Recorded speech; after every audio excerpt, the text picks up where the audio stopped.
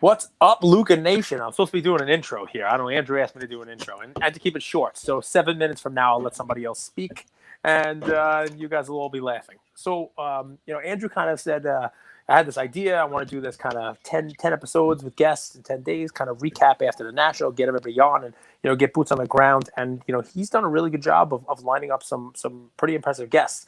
I'm hesitant to name some of them because you never know if they're going to show up. These guys have pretty busy schedules, but what I was telling our guests today off camera is that even though we have some headline names in the industry, we have some guys who run companies, CEOs, you name it, that I'm actually really excited to talk to Yam and Drake today because I saw both of them at the show.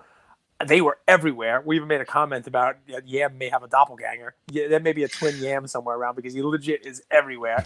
Drake is 11 feet tall, but we saw them moving and shaking. We saw them doing their things, and this is the kind of stuff I want to talk about, right? Like these are the guys who are like, they're in there, they're moving and shaking. They get a real feel for the pulse of the hobby because they're trading up, they're trading down. They're doing all kinds of cards. They know everybody. They're really easily recognizable. So I'm excited for today's episode and our 10 guests in 10 days. And I want to welcome YamWax and Drake's PC. Welcome, guys. Hey, thanks, Cage. What an honor to be on. I know you have some esteemed guests coming on, not least notably Drake up here. So it's great to be on with you guys. How are we doing, Drake? I'm good. I'm excited to be here. It's great to see all you guys. I'm sort of sad it's virtual now. It's so fun to be in person. Well, yeah, that's how it started for us, right? Like we were kind of friends offline. I mean, just a funny story, guys. I mean, I told everyone this at National, but our first video ever for YouTube was our episode with Gary Vee. And Yam and I were going back and forth. Yam, whenever someone's new to the hobby like we were with our podcast, Yam is like the first one to come out and support. And Drake's right there with him. So Yam's like, I love what you guys are doing. If there's any way I can help what you guys are doing, let me know. So I was like, all right, well, you could edit this video. And I sent Yam the video just super presumptively. And Yam was like, you know what? This isn't what I do, but I'll dive right in. And I'll always remember that moment because it kind of is a testament to your character. You're always willing to help. And it's true, you might have a doppelganger, but everywhere at the National, you were supporting people. You brought really thoughtful gifts. So I'm curious, what was your impression of the National, Yam, if you don't mind sharing? Wow. Well, my first impression is that I need to start making more money because there were endless numbers of cards that I wanted to buy there, dude. It's one thing to see these cards on Instagram, but to hold like a green or a red PMG in person, it really blows you away, so whether it's, people know me for collecting a lot of non-sport things. I also love sports cards, and I'm looking, starting to strategize in ways I can level up into some of those really interesting cards. But, some of the, I'm all about the people. So for me to run into you guys and, to get to rap with Cage, when you're talking to Cage, he just starts talking and you're like, wait a second, where are the microphones? Are we recording a podcast right now? Yam, I don't know how Yam was awake. What was it, like 3:30, 3:15 in the morning? Yam's awake, sort of. He's like, nodding out. Yam, and but it was a cool. I mean, come on, you got Carvin, you got we had Lefko there, we had a bunch of folks in the room, and that was I couldn't believe he was still awake, which is pretty funny. But we had some we had some cool conversations that went like for sure late into the night with all those guys, and man, what an authentic crew of people. Like, and to see that, I thought it was great to see people really are like who they represent themselves as on Instagram quite a bit. Like these personalities shine through in a way digitally that you realize really are them in person. Except Cage, didn't have his Diet Coke along with him very often. So yeah. But they were expensive, $6 at the show. Forget it. I mean, I can't do that. I need to spend that on cards. For sure. Except, the physical attributes are a little surprising, whether it's Drake, being the handsomest guy in the room and tall as can be. Other guys like Jeremy from Sports Cards Live, they really just blow you away. I gotta say, Nat Turner, Cage, if you and I were running PSA, we'd be mainlining KFC and Coca-Colas and Dr. Peppers. And it looks to me like Nat is, he's on the Bezos plan. Like they must share a trainer or something. He's got the pipes going. He's really fit. Like, that's impressive stuff. Well, what would you say? Would you give him a 9 or a 10? On You the don't fitness have scale, to answer. You don't that's a have to little strange, answer. but You don't have to no, dude, I just answer. was like, oh, Nat's got pipes. I thought he was a skinny guy. Oh, funny. I mean, I was busy checking out my cards and not Nat, but to each his own. So, Drake, what was so? I mean, we met. It was by the GTS booth, and someone was telling us a story. Remember, we're actually going to have Mikey on the show as one of the 10 guests. But Mikey was someone who picked up a $2,000 Kobe from last year, Kobe Prism Gold, at a show somewhere in like Connecticut. Really small show. Got it graded at the National, and it got a 10. And he was fielding 6-figure offers. So that's where Drake and I met with that story.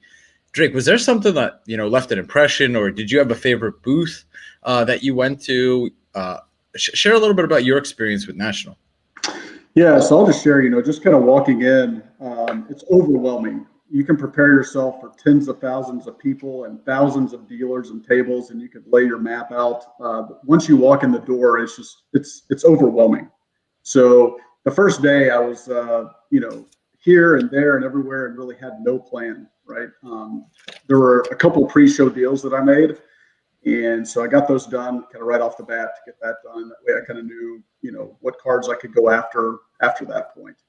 But yeah, so that was really the first experience, just walking in, overwhelming, seeing all the cards, and then kind of laying out the plan. Hey, Drake, can I jump in along those lines? When I first got there, Jeremy Lee met me at the gates from Sports Cards Live and helped me in a little bit early with his vendor pass so that I could walk in and just look at the expanse of the place. He walked me to the middle and said, okay, stop right here and just look in all directions. And it's incredible. I recommend that anybody, the first time, that's a great tip. You walk into that place, walk right to the middle and just stop and take it all in because it's so cavernous and huge. You were able to get in on the media pass, because guys, if you don't know, the show opened Wednesday at 4, but for media, it opened Wednesday at, I think it was 11 a.m. And that's when I did the live when there was kind of no people there, but you could see a little bit of the layout, and that was cool. So, and Drake, did you go in with the mindset? I know you're a huge Drew Brees guy, huge Manning guy. You got the Drew Brees ticket signed, right? Yep. Was that your best pickup of the show? Any other pickups you want to mention? Yeah, so the Breeze pickup was really a last minute kind of thing. It was on the last day. I was walking by. I just happened to see it. I talked to the dealer. He had 3 of them. There's only 3 in the prop report. He had already sold 2. And for me, as a Breeze, pulled it all together, right? That was the game, the full ticket. Breeze is on the ticket. He signed it. That was when he passed Peyton Manning for the touchdown record back in 2019. So just to pull all that together, awesome. But I'd say probably, if I had to list, we'll just say 3 favorites from the show. So one of the things I wanted as a Peyton Manning collector, right, was a shield, a full shield. And I was able to find one from 2011 National Treasures. It's a 1 of 1. I was able to make a trade for that, which was awesome. So whenever you can make a trade, it's very nice. It kind of keeps you from having to dip in the cash, right? Which of your children did you have to give up for it, though?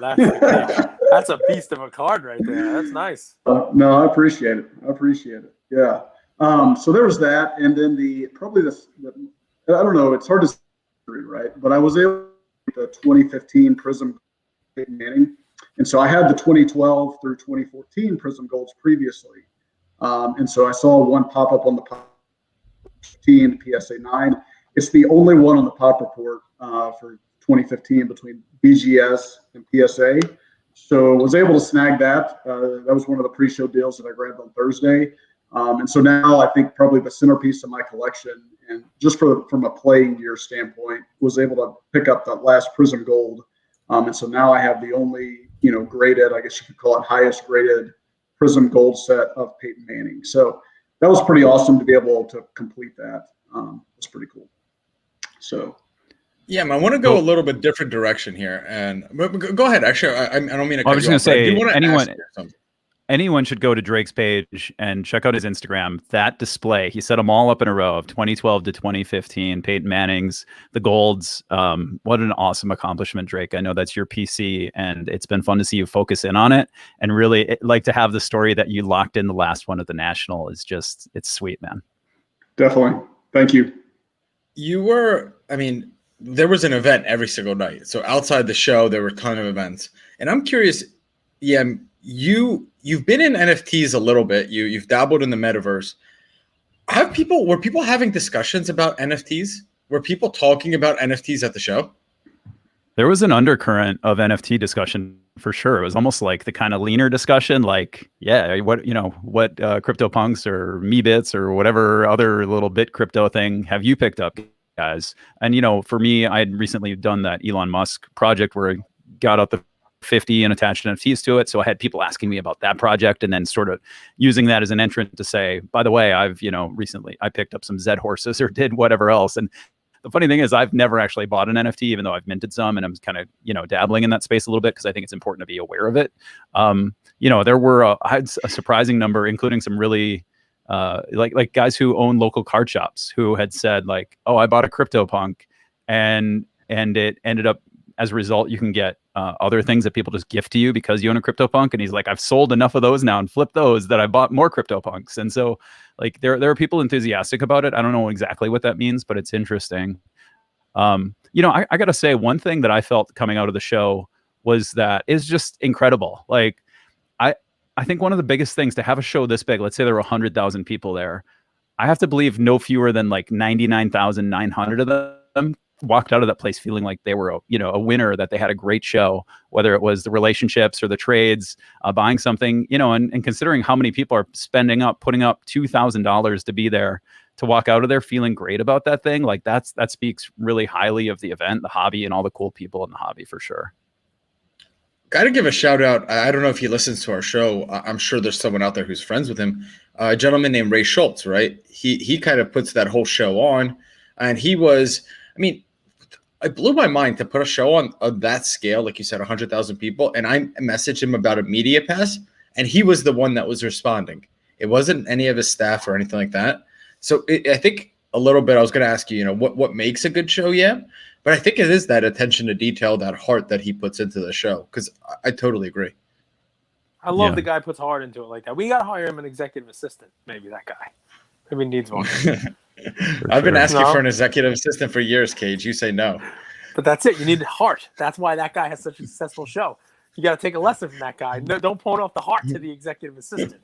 Heart. I love it. So how about this, right? So you picked up your, something you were going there for, and that's great too, because it's like, everybody says the National, if it's not there, it's nowhere. Drake, you found the card that like completed a rainbow, which is pretty awesome, and that ticket. Were there any grails for you, Yam, or was it more just, meeting people? Did you pick up anything you were going there to find, or maybe something that was like a surprise and you're like, "Ooh, wow, I wasn't expecting this, but I got to have it." Yeah. The crazy thing is, it was like so nonstop, just meeting people, jumping to events, running into people, having conversations, which was awesome. That was like my number one goal, was to, collect handshakes and backslaps, like to meet all these people that we love on IG and have like Instagram come to life and Twitter. It was so cool. So it was awesome to meet all these guys. But part of what a couple of goals I had was to assess what caught my eye, because I have a lot of different collecting avenues. And so what is it that really stands out to me? Where do I want to focus in on the most within my own collection? That was big to me. I did want to get to dollar boxes and kind of sift through $1, $10, $20 boxes and just sort of sift through and find some cool stuff. I never had time for that. It's like, it's nonstop. I did grade some cards. So I graded 3 of my Andre the Giant cards. And these are the 1973 Andres. Ended up getting a couple of 8s and a 7 on those. So I was really excited because they're old hand cut cards. So pretty psyched about that. That was kind of my one thing that I collected back from the show. But it was, it was stunning. And then like to see just to get a feel for like, I enjoy sports as well as non-sport. So to see like a handful of non-sport cards interspersed into so many showcases, it wasn't like non-sport had an amazing presence there, but there's a few in almost every showcase. And it might be a few different things. It might be a celebrity in one, or some Marvel cards in another, but to see that presence there, seeping into the sports cards, that was pretty cool and reassuring that, those chases are becoming more and more relevant. Are you surprised? So I want to ask you, like, how would you rank, the presence there, NBA, NFL, MLB? But first I want to ask, were you surprised that there wasn't more Pokemon at the show? Yeah, that did surprise me at first. That was like less than 10% overall, I'd say. Very few solid tables. Yeah, man. I mean, I don't know if it was last October, November, there would have been Pokemon at every table, multiple just Pokemon solo tables. But right now it does seem like that there wasn't as much as you expected. So Can I don't throw know. one out there on that, guys? And yeah, you're a Pokemon guy. I mean, you brought Tomy Scratch Pokemon to the world, right? I mean, I think no one had ever heard of it before, and they're really cool cards. Some experts are like, getting them from you. So my take on that, it's different than when I was at the show. I was at the show, I was like, all right, there's no Pokemon here. Pokemon's irrelevant. It's dead. You know what I mean? There's only a couple people have it at the table. It's small stuff. I'm going to go back and sell all my Pokemon cards. Like this is the national, right? But you got to remember, it is the national, right? It's not Pokemon. It's not, Comic-Con. It's not a recent show. It's not one of the smaller shows. And with that, you get something interesting, right? We would all probably agree right now that what drives the hobby is basketball. But when you walk into there, the surprising thing to me is how much baseball there still is. And I think it's because you've got guys who have been setting up at the National forever. I mean, I saw a guy who I used to buy packs from when I was a kid, who I used to see on Wall Street when I used to set up out there on Wall Street and Broadway and set up my showcase out there selling cards. And I actually saw him. I'm like, you're still alive? I said that to him. I go, I guess it's a good thing that you are, but I was like, whoa, not the nicest thing, Gage, but hey, who's ever accused me of being You're nice? a charmer, Cage. You're a charmer. I'm a charmer.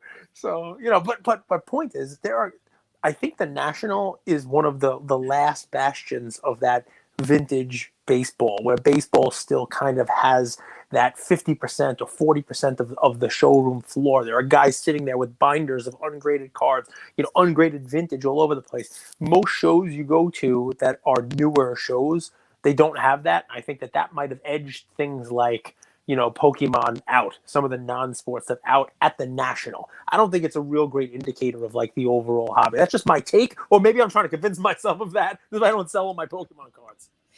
Yeah, I feel that Cage. Oh, I'm sorry. Go ahead, Drake. Oh, sorry. I was just going to say that I think that's right. I was thinking about that, and at the end of the day, what is the National Sports Collectors Convention? And so, like you said, Cage, you're not getting a lot of the non-sport cards there, even though there were some. It's the Pokemon market, I think, has taken a step back, but I think the right are very healthy long-term investments and great for long-term collectors. Yeah, and you had talked about how there are these established dealers, and because they're established, they're the ones that probably get to renew at the National every year. So they're the ones that are most visible too. So it was really stunning when you first walk in and you do see table after table of that vintage baseball and vintage sports stuff, and realize how much of it is there is out there. But I think it's really in strong hands too, where you can only kind of go to get it at these shows, and it doesn't pop up on eBay regularly. These are dealers that know how to leak it into the market. But you, Andrew, you talked about the events. One of the things that I found, if it's a tip for anybody like going to these events and nationals, is that always, always plan for things to take longer than you think. Like I would want to go to 2 events in a night, and I'd be like, okay, I can go to this one event and then jump over to the other one in an hour and a half. Like, no, suddenly 4 hours later, I don't even realize it's that late because you've been in these great conversations. You're barely able to make the next event, and things just like. The conversations are awesome, but it's hard to really pack it in as much as, I would like a double on those things. It's a great piece of advice. I remember saying to Andrew, hey, we're going to finish this episode. I'm going to run over. I'm going to hit this. I'm going to be there for a half hour. Then I'm going to go to this. And then when I'm done, I'm going to come back and meet our group. And we'll meet her at the bar, and we'll go back. And I remember the dinner was at 9:00, and it's almost midnight. I'm messaging with the group. I'm like, guys, I'm sorry. We're still coming. We're up to dessert. The restaurant's not really speeding it up. They don't need to get you out of there. So you're 100% right, man. Budgeting the time is, it's tough to squeeze in everything you think you're going to squeeze in. I always say it reminded me of what I picture an Olympic Village to be like. Because anywhere you went and those those events, I mean, people would pour in and out, and you'd be like, oh, I know you. I recognize you. I've seen you there. So it was just so easy to meet people. I'm curious for both of you guys, maybe Drake, you'll start off, and then Yam, you go. Seeing the average demo, seeing so many kids there. I mean, Cage and we ran into a kid who was on his phone on one hand, he had cards in his other hand. He was like, oh my God, I just got this card. I'm going to list it. It was one of the coolest things ever. He had just got a Prism silver pack, I guess, from Panini, or a Panini silver pack. And he's like, Cage, look what I got. And it was a Jeff Gordon out of 5. And he's got the packs in one hand. He's leafing through them, and he's got his phone in his other. And he's like, well, look, my comps, 1 out of 50 of the same card just made $30. So mine out of 5 shit. So I'm going to put it up for $100. Let me list it. And he's listed on eBay. And I'm like, where are your parents? You know, he's still in diapers. Like, so that's my here? question. Drake, would you bring your kids to the national?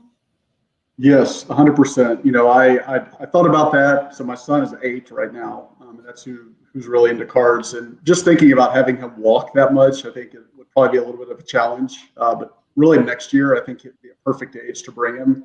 And I think he'd have a blast just walking around and seeing all the stuff. And just, I mean, it's not just cards, it's memorabilia and it's people and it's artifacts, you know, the stuff in the center. Like that's just pieces of history. Right. And so, yeah, I would absolutely bring my son, plan to do it next year. But the other thing, too, that I thought was amazing to me was just seeing all the kids with the types of cards and the amount of cash that they had. I'm sitting there going, you know, when I was a teenager, I was screwing off and these kids have wads of cash and, you know, $50,000, $100,000 cards. That thing just blew me away. But I think it speaks to because a lot of the cards were the right cards. You know, it's LeBron autos, it's Jordan autos, it's things like that. It's not really the prospecting type stuff. So I think that speaks highly to the overall future of the hobby. Yeah, I want to hear your take on this, but I just had a thought. You know, like we always see NBA players, NFL players, pro athletes. You know, they get rich and then they go bust, right? And there's something about when you have this money to manage at a young age. It seems like a lot of money, but relative to life, you do make more than 20, 30,000. But you get this, like as a kid, you get to learn like the principles of money management and keeping a bankroll and budgeting, accounting. And I think those are such valuable lessons because I think if we all go back to school, none of us are really taught personal finance or budgeting and any of that stuff. So I think it's actually a good thing that those kids have those lessons. Yeah, I agree. There are going to be kids that go bust, but turn that into, you know, $1 million sales job at IBM someday. You know, they're going to go from the exciting to the boring, but they'll always have collecting in their blood. You know, so those are the guys who are going to be buying crazy Jordan rookies and LeBrons and Lucas, you know, in 20 years. I was a VP of sales, you know, in my past, and we would love to find people who had an early hustle, whether, you know, towards the end of my career, it was finding guys who were in the shoe game, but, you know, it could be anything that they like to flip as kids, or teens. So that's really cool. Like I was saying, like, I feel this national officially put on the map that a new generation has arrived in the hobby. These 12 to 30-year-old guys who are flipping up into next levels for sure. And they're looking up to guys like you. You guys are their celebrities. Also folks like, you know, Ryan Card Collector 2 and you know, Sasha Tamadon and everything. Like those guys you are all glommed on because these kids, you know, they see you as goats of the hobby. And so it's really cool. I feel like we're in a moment, and I don't want anybody to get too excited, but before this national, I was kind of like, we're about to go on a upward incline, maybe somewhere between 3 to 10% a year. We're in a good place. It's really healthy. Now I feel like there's a little bit of tinder out there that says, you know, the hobby could have like a Chris Moneymaker type of moment where one of these young guys who are becoming micro celebrities in the hobby could become real celebrities. You know, the right show highlights someone like that. And of course, we have the Ken Golden thing, but maybe someone else comes out of that becomes a story of someone who had flipped $500 into $1 million. And it's going to be really wild to see what happens with that.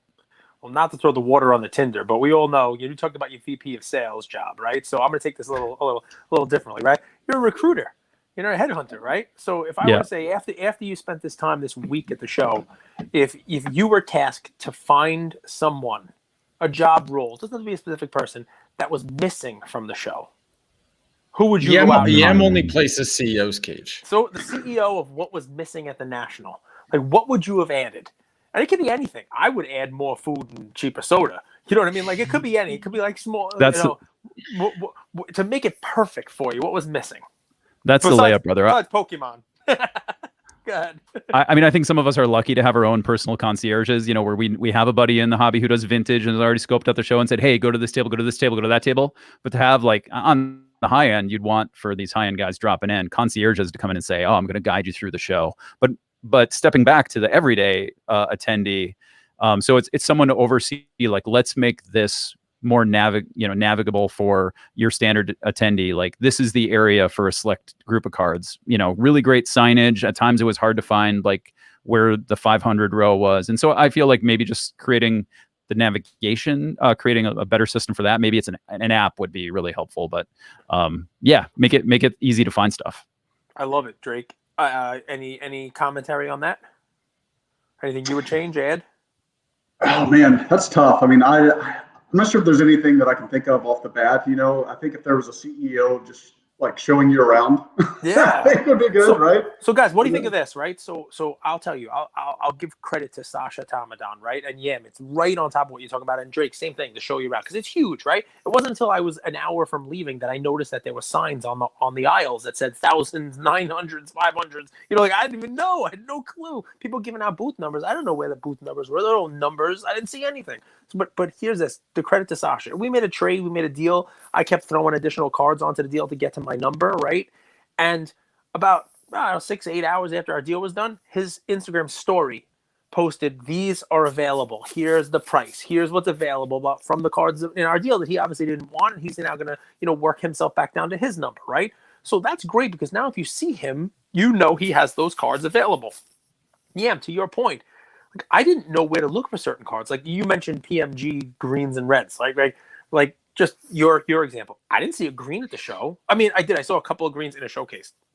One guy, a couple reds here and there, right? But what if, and this is, Ray, I know he's busy, but what if the website, as part of what you were bringing to the show, as part of like your package, in addition to getting a table, let everybody record a 30-second or 1 minute. Here's your pieces. Here's the high level stuff that have with prices. Sort of like Sasha does in a story. You know what I mean? And what if that was like a rolling thing? Like every day, here, guys, at my booth, LJ's cards, or at my booth, Slab Stocks. Here's the 10 pieces I have available for this price. You know what I mean? That way you could you can plan your day. Like instead of meandering around and not knowing what you're going to happen upon in these things, which is fun as well. But I think you're right. I think, sort of like a little direction would be better. And also grouping up the show, like conglomerating, like all baseball vintage, one spot, right? Mm-hmm. If your table has 80% baseball vintage, you're going to be in the back left corner, right? If you have mostly modern basketball, you're going to be in this particular stuff. Like those are the kind of things I think would make it's sort of like Disney, right? You got Adventureland over here and Tomorrowland over here. Let's figure that out, right? What do you guys think of the main stage? Do you think they did a good job, kind of? Because when you're on a main stage, that should be a level of respect and notoriety. Do you think they did a good job with that main stage, or are there any ideas that they could do, like maybe break out the main stage? And I'll go to you, Yam, first, at Drake, and then I have a few more questions too. So. I thought the main stage host did a bang up job. Ivan, watch the breaks, is just like a natural host. So like I think in some ways he sort of saved it, because unfortunately there's some ambiance issues I think there with the noise in the background. But you can only predict that so much. But it was too bad. But it was in a good location where people are waiting in line for PSA. They see the show. The other thing is like to make it very centralized, to have a live stream of the stage, because there were times like Jeremy Lee went live at one point when Gene Arenas was being announced as a new designer for Upper Deck. I thought that was so cool, and I almost missed it, but I only caught it because I saw Jeremy go live when I was walking through the show, and I was like, oh my gosh, I got to run over there, and I got there just in time. So perhaps that live feed would be cool too. Drake, any thoughts on that? Yeah, so I think the stage was a good idea. I mean, in my opinion, if it was maybe located somewhere else was good. So it was hard for me to get over there. Like I felt like when people were on stage, I was always on the other side of the center. And so you're having to trek your way over, and then you'd be like, oh shoot, where was I? And then making your way back. So if it was more centralized, I think it would be good and maybe provide for a better showpiece, I guess, because I feel like I missed a lot of stuff. I still caught some things, but I also feel like I missed a lot of stuff. So. I'm curious, so maybe you could answer this question two ways. Where do you think, after seeing the show, where do you think the hobby community is going? And you could answer this, for the older generation, but also for, I know you have an 8-year-old son. Next year, he'll be 9 years old. Where do you think that hobby's headed for the kids too? So I guess the easy answer, right, is I think if it's the right cards and the right players, no matter the age, it's up and to the right over time. Right. So there's always going to be more, and it's not just values. There's always going to be more collectors of those cards, of those players. Right. Obviously, values will potentially go up. There will be ups and downs. But I do think that, I think the market, the overall health of the hobby once again, on the right cards, the right players, I think we're poised for great long-term success. I love it. I was going to say to have a couple things, to have so many people at the show and to create these collisions. Like I didn't carry my case with me because the show was so packed until the last day, but I was so glad I did, because you would meet up with somebody and you'd both pop open your cases and you just start like showing each other cards that you have and be like, oh, check this out. This is really cool. I met a Luca Nation guy, you know, and then he's showing me a couple of cards that he just picked up and had on him. And like to get that inspiration from each other just fuels the next interest, the next chase. You're bonding together, and it's creating this foundation for the hobby that puts it in a really good place for the long run. The other thing that I really found great, and I think if you're at a show and maybe, you know, if you had a bad experience, ran into a flipper, everything seems a little commercial, go out and find an artist. Like I talked about Gene Arenas, but we were at that party cage with Blake Jameson and all the other artists there, but also guys had shown up like Donnie B Collectibles and Card Killer, and those guys, and really even like Peter Pac-Man and Slavy Sosa, like they're artists too, they're music artists, right? And those guys are so pure, they're so authentic, like they're painting and they're cutting up cards and they're doing something totally different than I'm doing, but I really like love how passionate they are about it and how much the nostalgia and everything builds on them. But it's not a value thing to them. It's about like, hey, can I create something cool from this? And like the most authentic people, the most authentic conversations you could have with people are those guys. And so shout out to those guys doing really neat stuff, even if it's not necessarily what I do. I love what they're doing. It's funny how the art and the hobby kind of mesh like that all the time. I sent Andrew a message from Bleaker Trading 2 trade nights ago, and I'm like, I'm hanging out with a guy named Hoodie Allen. Like, I don't know, you know, and he's like, oh, get out of here. I'm like, yeah, here he is. We're talking about Babe Ruth, you know, like, what do I know, you know? But Blake Jameson, just a quickly little hit on that. You know, we came home with a lot of cards. I gave Ian a lot of cards, you know, and one of the cards I got at that event was a Blake Jameson, like Aaron Judge card. And Ian took it to camp with him today. Like, of all the cards, he's like, I'm going to take this out to show people. It's really cool looking, you know, like, he'll probably lose it or whatever. I hope not. But, of all the cards, of all the cool stuff we have, he's like, I'm taking this. I'm going to show everybody. It's from the artist, you know? So, you know, it's definitely a cool thing. Yeah, I'm curious. We want to keep these to about 30, 35 minutes. So could you use this platform? I think you've done the SGC, the NFT with Elon Musk, as well as anyone could have rolled out an NFT. Could you talk a little bit about that? Because I know you actually have one in Golden's auction coming up too. So I would love for you to use this time and this platform to share a little bit more about that project, because it was super cool.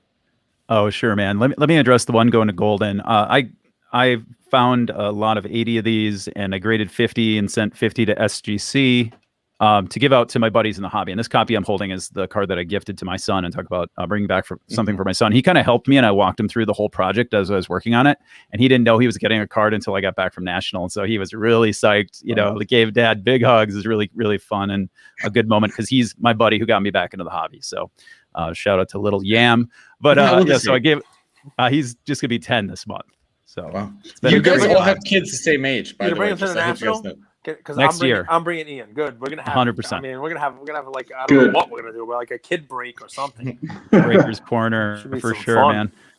Man. But yeah, so I created an NFT for each of these, and I gave them to people I appreciate in the hobby, and it was an experiment for me to I was thinking about how like digital and physical are melding together, and so I created an NFT of each card that's just a video of the card like spinning around in circles, and is the same number as the card. And so like if you had like Cage, you got the 32nd ever graded SGC card, and that had the 32nd ever minted NFT to pair with it, right? For the big man, for Shaq. And yeah, buddy. And so I did those as an experiment. It was really, really well received. People think the NFTs are pretty cool.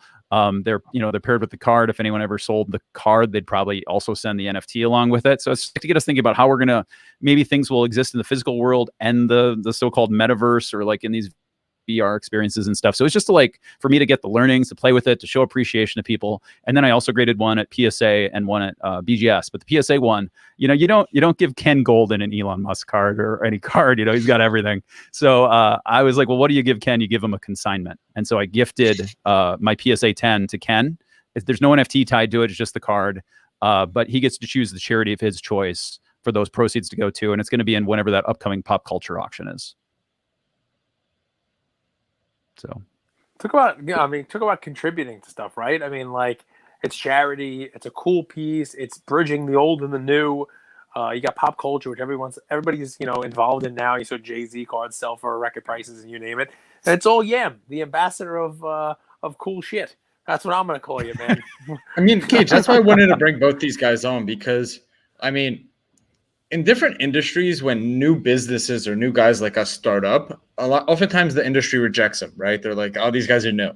I feel like Drake and Yam, they've been commenting on our stuff, supporting us literally from day one. And like they've given trust before maybe we even earned it. And I thought that was cool because, okay, we can bring on business owners and content creators. But also I think the glue that holds the hobby together is the people that actually support all of those. And I just want to give a shout out to both those guys, because they do it, and they don't do it superficially either. Like think about what Yam just said. Oh, I gave you number 32 because I know you like Shaq. So it's like it's also that nuance as well. So I got to give a shout out to both these guys. We knew each other virtually. I think we became best friends. Yam, Wow. you said you went to the hobby for high fives and backslaps. True or false? Lefko gives the best backslap. Bro, so Lefko, I barely see him coming, and all of a sudden I'm engulfed in this like giant bear hug from Lefko. Is so cool. Yeah, man. And it happened to be like I had this 360 camera with me to shoot some like fun 360 video and photos, and I didn't realize I had it on. So I've got this image of like Lefko coming in like to just absorb me. It was pretty amazing. But the other guy who is like that is Peter Pac-Man. He is just like a breath of fresh air. He's got so much energy. And I'll never forget my second day walking into the National. I just hear from like, it feels like across the hall, someone just yelling, "Yam!" I turned around, it's Peter Pac-Man running towards me, and it was so good to meet those guys. But yeah, there were a lot of really cool guys, some guys I hadn't met before, like or even talked to very much on IG, like G and Kaushik, or just super smart, really, really neat guys. And so new friends, old friends. It was so a blast. But to you guys, man, talking about supporting you from the beginning. I love people that set audacious goals, and you're like, we're going to record every day. And I got to say, I didn't believe it, but I wanted to support it. And I love that, setting that out there, and you just keep going. It's impressive. We prove you wrong. Yeah. Right. We keep going. We do not stop. Lefko, a quick Lefko story. I like him. He did it in his Lefko voice, because I was giving a hard time to basically saying how he managed to become A-list from D-list. Because he switched his field, right? As a Lefko, you took your D-list celebrity in sports and turned it into an A-list celebrity in the hobby. And he's like, "Cage, with his Lefko, Cage, I hate you, but I love you." Like, it's one of those, all right, well, I'll take it. That's kind of how most people feel. It's okay. I'll take it. But to anybody out there who's listening, right? Anybody who's building up content, anybody who's building up their page, right? These two are the poster children for it. Right, Yam and Drake. There are others out there, but these are the guys who you should be doing your content for. Right, these are the guys who you have to realize. Yeah, they're posting on your page. They're putting comments out there and stuff like that. They are the real people in the hobby. They're the ones that build a brand for you. They are the ones that build a community for you. And we didn't realize that when we started, but I'm glad we didn't tell you guys to go F off. I'm glad we, liked the comments. I'm glad, that we helped you guys, grow into our community, and you helped us grow that community. So anybody out there who wants an ambassador for their brand, anybody out there who wants to, to really, get in with the good hobby crowd, these are two guys, that they're your lieutenants. And I can't say thank you enough for, for all the support you've given us literally since day one. So thank you both. You're most welcome, guys. I mean, I'll flip it around. I'll say that you guys are the biggest, blessing to the hobby, right? Just like Yam said, the daily podcast. It's something I look forward to when I wake up every morning. In fact, I probably wake up sooner than I probably should, just so I can listen to the previous day's podcast. I mean, it's literally one of the best parts of my day. I love the interaction. I love the content. So just want to flip it around. I appreciate the thanks, but the true thanks truly goes to you guys. Well, we'll give a big shout out to Little Yam and Little Drake all over the place, because you're going to be listening to this, right? So we got to make sure you guys are celebrities now too. That's it. Little Yam, Little Drakes, all over the place, right? So it's fun stuff. Anything else? So you guys are bringing the kids to AC next year. I know you guys aren't from the East Coast. Do you know the reputation Atlantic City has? I'm a little nervous. The boardwalk. Yeah. And it's KJ only on gotten mute. worse. It's only gotten worse. So what's interesting? I don't know. I'm We don't know curious- if that's true. I'm curious to see how it works because the boardwalk has a lot of hotels. But the convention center, which is where I assume this show is not on the boardwalk. It's not in there with most of the hotels. And there's a couple of hotels also set back in a marina. So there's definitely enough hotels for people, but picking the right hotel, whether you're going to be on the boardwalk but not at the convention center, I think there is a hotel attached to the convention center, which will be convenient for the show, but probably not for anything else. You know what I mean? So it's going to be interesting. But I give some credit again to the National. They started tweeting already. 51 weeks. Like they didn't stop. They're back on it again. They're ready. 364 days till hockey tryouts. Luca Nation, I knew this was going to be fun. Yam, Drake, thank you guys for coming on. It's a pleasure. Glad we became friends at National. Thanks, guys. 100%.